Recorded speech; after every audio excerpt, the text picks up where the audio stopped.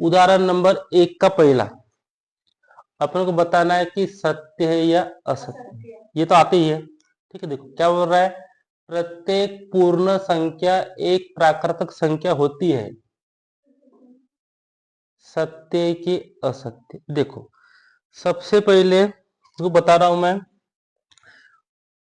पूर्ण संख्या। ठीक है, जैसे इसको अपन पूर्ण संख्या, पूर्ण संख्या चालू कहाँ से होती है बताओ, 0 1 2 3 कहाँ तक के रहेगा, ऐसा अनंत तक रहेगा। पूर्ण संख्या चालू होती है जीरो, जीरो से लेके अनंत तक। ठीक है, और प्राकृतिक संख्या, ठीक है, क्या बोलते हैं यहाँ पे, प्राकृतिक संख्या। प्राकृतिक संख्या चालू कहाँ से होती है, 1 2 3 4 5 डेश डेश। अब प्रश्न क्या बोलता है, देखो अब प्रश्न बोल रहा है क्या प्रत्येक पूर्ण संख्या एक प्राकृतिक संख्या होती है। अब देखो प्रत्येक पूर्ण संख्या प्राकृतिक संख्या होती है क्या, नहीं, क्योंकि पूर्ण संख्या चालू कहाँ से हो रही है, जीरो से, और प्राकृतिक संख्या चालू कहाँ से हो रही है, 1 से। इसका मतलब क्या हो गया, ये कथन क्या अपने लिए असत्य। बताओ ये कथन अपने लिए क्या है, ये असत्य। ठीक है, ये हो गया। चलो लिखो इसको, उदाहरण नंबर 1 का पहला। ठीक है, अब उदाहरण नंबर 1 का पहला कथन क्या है, असत्य। अब देखते हैं अपन दूसरा। देखो दूसरे में क्या बोल रहा है, ये प्रत्येक पूर्णांक एक परिमेय संख्या होती है। प्रत्येक पूर्णांक, देखो पूर्णांक संख्या चालू कहाँ से होती है, मतलब पूर्णांक संख्या दो प्रकार की होती है, धनात्मक और ऋणात्मक। ठीक है, देखो अब पूर्णांक संख्या, ठीक है, पूर्णांक संख्या होती है धनात्मक, धनात्मक और क्या होती है, ऋणात्मक। ठीक है, ऋणात्मक। तो इसको अपन लिख सकते हैं, देखो जैसे मैंने लिखा 1 2 3 4 5, फिर इसके बाद में देखो इसी को अपन लेते माइनस वाला, है ना, तो ये हो सकती है -1 -2 -3 -4 -5। ठीक है, ये हो गया। ये अपने लिए क्या हो गई, पूर्णांक संख्या।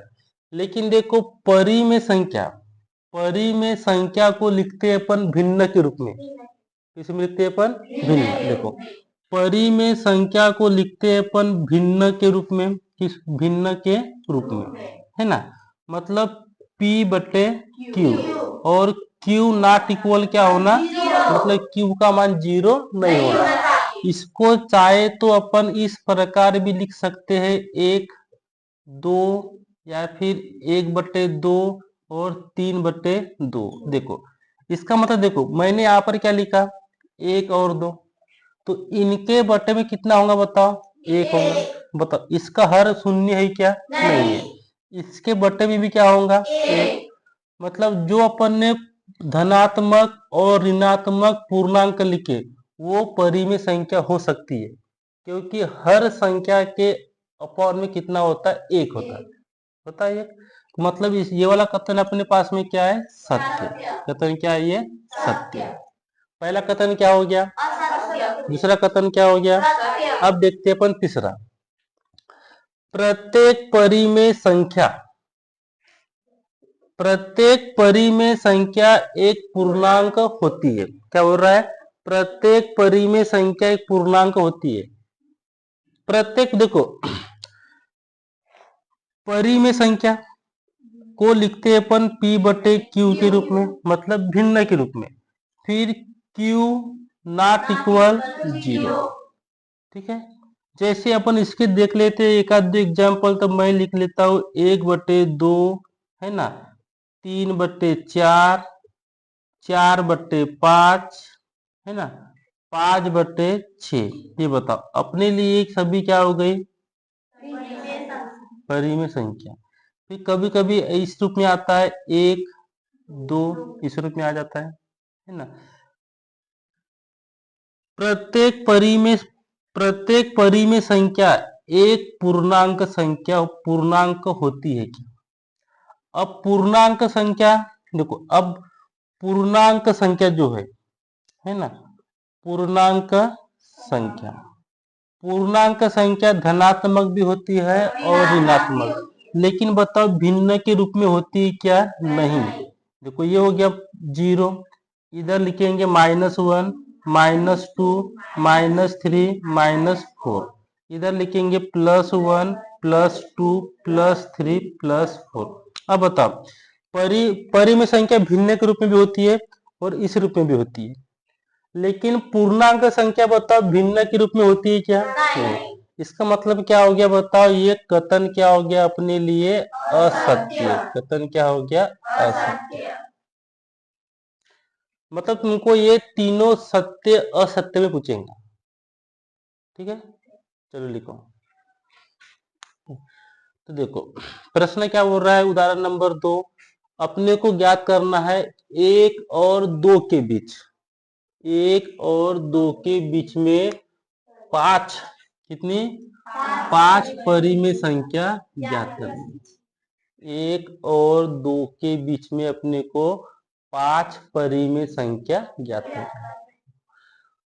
देखो सिंपल बहुत है ना, इसकी बनाने की 2 विधि है, अपन पढ़ेंगे इसमें एकदम सबसे सिंपल विधि। देखो जैसे अगर इसको अपन हल करेंगे तो देखो अपने को कितनी परिमेय संख्या ज्ञात करनी है, तो उसमें 1 जोड़ दो, कितना हो जाएगा? 6। अब देखो हमें 1 और 2 के बीच 5 परिमेय, या हम लिखो हम 1 और 2 के बीच 5 परिमेय संख्या निम्न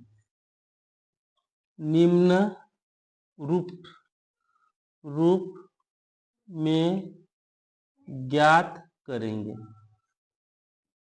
देखो है कि हम या अपन क्या करेंगे, 1 और 2 के बीच में 5 परिमेय संख्या पर निम्न रूप में ज्ञात करेंगे। देखो कितनी बोल रहा है संख्या? 5 बोल रहा है, 5 में 1 जोड़ दो, ठीक है, तो 5 + 1 बराबर कितना हो गया? 6 हो गया। 6। अब जो संख्या दी है उसके अंश में और हर में 6 का गुना करो। अब बताओ पहली संख्या क्या है? 1 है, तो इसको लिखो यहाँ पर 1/1, 1/1 है ना, क्योंकि हर संख्या के हर में 1 होता है, कुछ नहीं रहा तो, ठीक है। तो इसके मतलब जो अपने पास में संख्या दी है, संख्या अपन ने पहली कौन सी ली है? 1, तो 1 के बटे में मैंने क्या लिखा? 1। इसके देखो ऊपर वाला क्या हो गया? अंश, नीचे वाला, तो इसमें अपन 6/6 का गुना करते हैं। ऊपर का गुना कितना आ गया? 6। नीचे का गुना कितना आ गया? 6 आ गया। 6। अब बताओ अपने पास में दूसरी संख्या कौन सी है? 2, तो यहाँ लिखो 2 और इसके बट्टे में क्या लिखो? 1, इसके हर में लिखो 1। अगर हर में कुछ नहीं रहा तो कितना रहता है? 1 रहता है। इसमें अपन क्या करेंगे? 6/6 का गुना करेंगे। 6 का गुना करोगे 2 में, 6 दूनी 12, 6 का गुना करोगे कितना आएगा? 6 का। अब देखो पहली संख्या के हर में और अंश में अपन ने 6/6 का गुना किए तो कितना आया? 6/6। दूसरी संख्या के अंश में और हर में 6/6 का गुना किए तो कितना आया? 12/6। अब देखो नीचे की संख्या, दोनों संख्या में देखो नीचे की संख्या वही है ना, अपने को ओनली क्या करना है? ऊपर की संख्या को बदलना है। देखो अब क्या लिखेंगे यहाँ पे? अतः एक और दो के बीच 5 परिमेय संख्या। कितनी लिखना है अपने को? 5। तो सबसे पहले लिखो 1, फिर 2, है ना, फिर 3, फिर 4 और फिर 5। लिख ले 5। क्यों? मैंने देखो मैंने इसलिए सबके बटे में 6 लिखा है क्योंकि दोनों संख्या के बटे में 6, तो 6 आ गया। अब बताओ इसमें पहली संख्या कौन सी है? 6 के बाद कितना आता है? 5। मतलब ये पहली संख्या 6 है, इसमें 12, तो अपने को दोनों के बीच की संख्या लिखना है।